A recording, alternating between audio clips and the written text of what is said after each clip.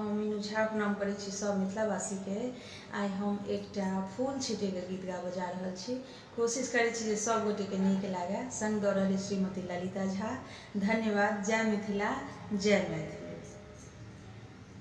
फूल छीटन धिया चलले कोबरबा, फूल छीटन धिया चलले कोबरबा, सब सखे सब शुभ मंगल गाओ नव कोबर में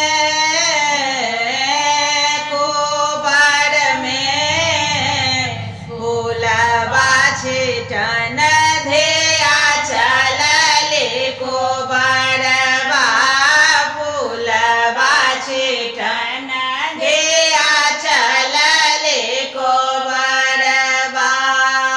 काथे में लोढ़ल बेले चमेले, काथे में लोढ़ल गुलाब है, डाले में लोढ़ल बेले चमेले, खोइछा में लोढ़ल गुलाब है।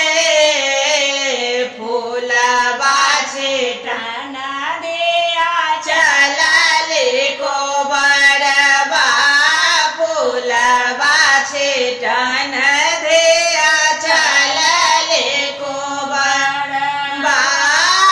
किनका चढ़ाए बेले चमेले, किनका चढ़ाए गुलाब है, बिषहर चढ़ाए बेली चमेले, गौरे चढ़ाए गुलाब है।